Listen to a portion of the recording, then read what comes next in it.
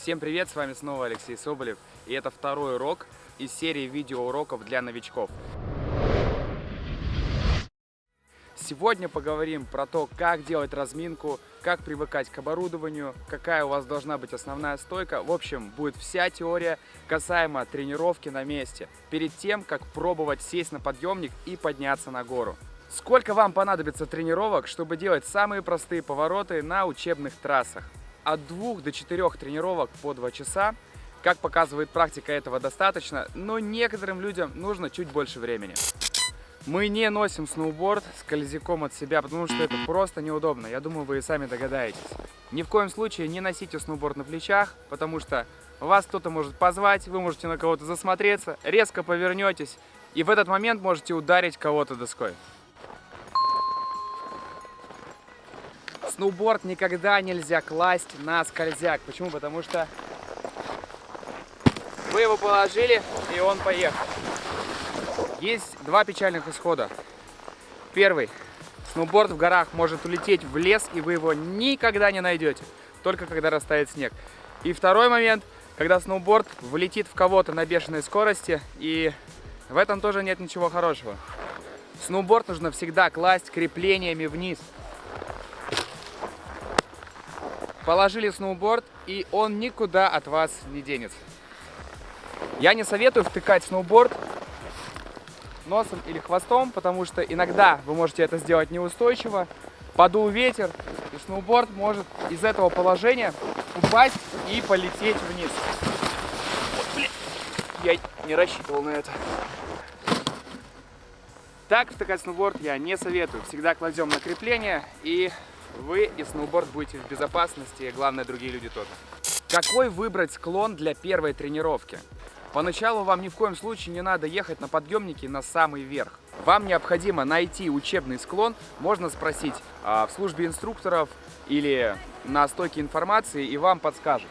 Это склон с небольшим уклоном, внизу которого есть пологая часть, которая называется выкатом. Можно увидеть ее вот здесь. Такой склон позволит нам отработать многие элементы на месте, а также потом поднимемся чуть-чуть наверх и с небольшой скоростью отработаем остальные упражнения. После того, как вы пришли на склон, первое, что необходимо сделать, это разминка. Как я уже и говорил, разминка – это самая лучшая защита при катании на сноуборде. Вспоминаем, как вы делали разминочку в школе. Чаще всего на сноуборде травмируются руки, запястья, а также колени и ноги. Поэтому мы уделяем этим частям тела больше всего внимания. Разминку мы начинаем с головы и постепенно опускаемся вниз к ногам. Я сейчас покажу самую простую разминочку, которую вы можете использовать перед катанием. Тянем голову налево, потом направо. Тянем голову вперед, назад. Посмотрели налево, посмотрели направо. Далее разминаем запястья. Тянем 4 пальчика на себя, потом отдельно разминаем большой палец. Далее можно зафиксировать запястье и проделать круговые движения. Короткие вращения руками в одну и в другую сторону.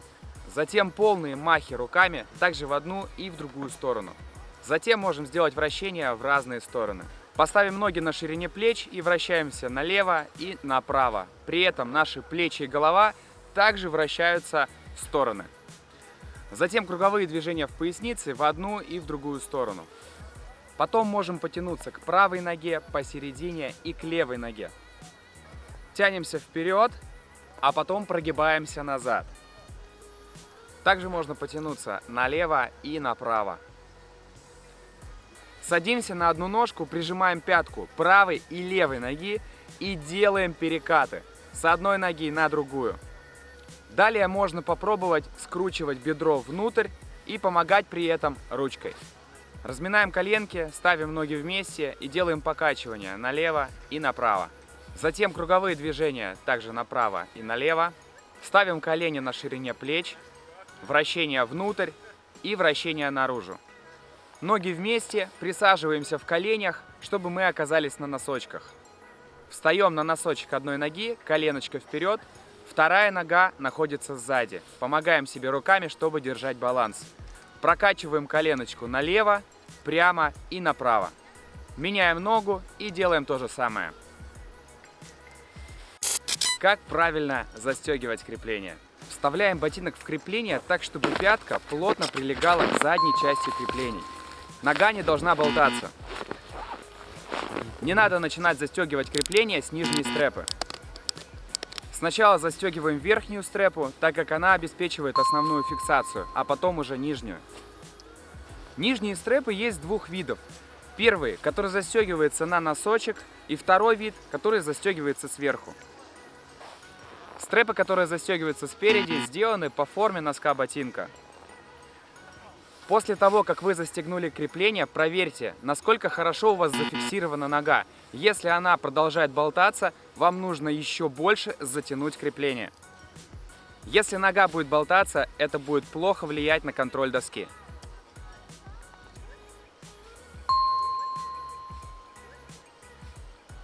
Приучайте себя пристегивать сноуборд стоя. Когда вы долго сидите попкой на снегу, то любой врач вам скажет, что это не очень круто для здоровья. Если вы, парни, отморозили себе задницу, то единственное, на что вы можете рассчитывать в отношениях с девушками, это романтические разговоры, и не более того. Потому что все это влияет не лучшим образом на потенцию. Если вы не знаете смысл этого слова, если меня смотрят какие-нибудь юные райдеры, обязательно гуглите, читайте и берегите свое здоровье. На здоровье девушек также это влияет не лучшим образом. Это влияет и на репродуктивную функцию, и на многие другие заболевания, поэтому старайтесь не сидеть много попкой на снегу. Сейчас покажу, как пристегиваться стоя. Поначалу будет это делать очень сложно, особенно если снег очень твердый. Но старайтесь вводить это в привычку, и у вас начнет получаться. Кладем сноуборд.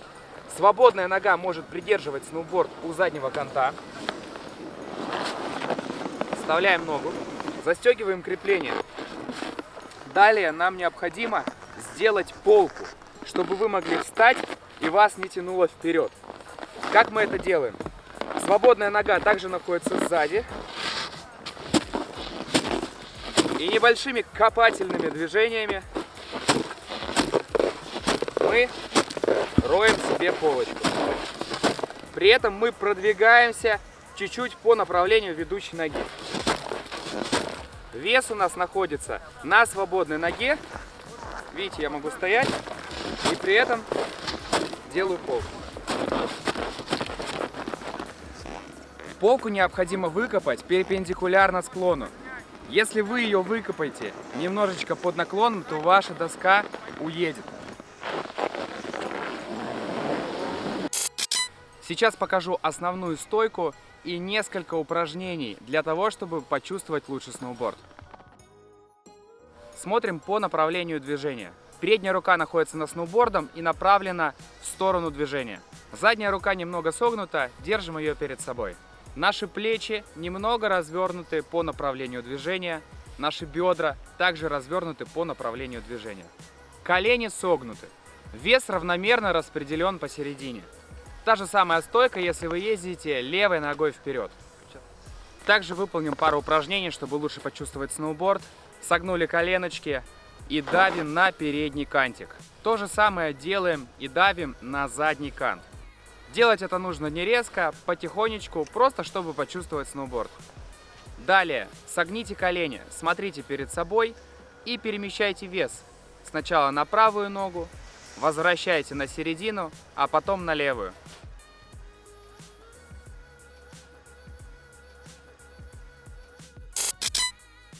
Сейчас будут упражнения, чтобы лучше почувствовать сноуборд, а также они нам помогут подниматься и сходить с подъемника.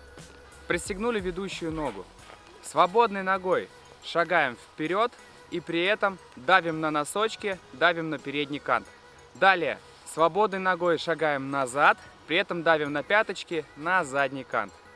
Свободную ногу ставим за задний кант и поднимаем сноуборд перед собой. Сначала можно поднять нос, а потом подтянуть хвост. Опускаем. Свободную ногу ставим за передний кант и проделываем то же самое. Ставим опорную ногу за задний кант. Далее поворачиваем опорную ногу на 90 градусов, поднимаем сноуборд и переставляем также на 90 градусов. Таким образом делаем 4 поворота в одну сторону, чтобы получилось 360 градусов. Потом делаем то же самое в другую сторону. Далее опорную ногу ставим за передний кант. Поворачиваем ее на 90 градусов, поднимаем сноуборд и подставляем его. Делаем также 4 поворота по 90 градусов в одну сторону, а потом в другую. Следующее упражнение называется скейт, кто-то его называет самокат, и я покажу, как оно выглядит.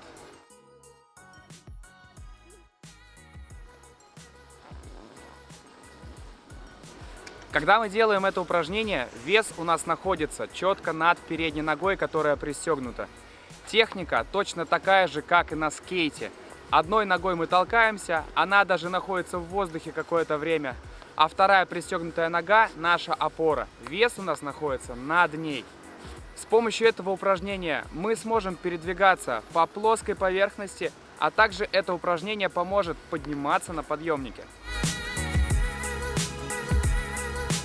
Когда мы передвигаемся прямо, мне проще держать свободную ногу за задним кантом.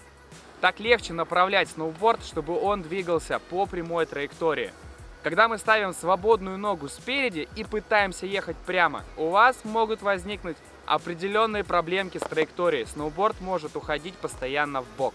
Это упражнение необходимо делать на плоской поверхности, потому что если будет даже небольшой уклон у горы, вас начнет разгонять и вы улетите вниз.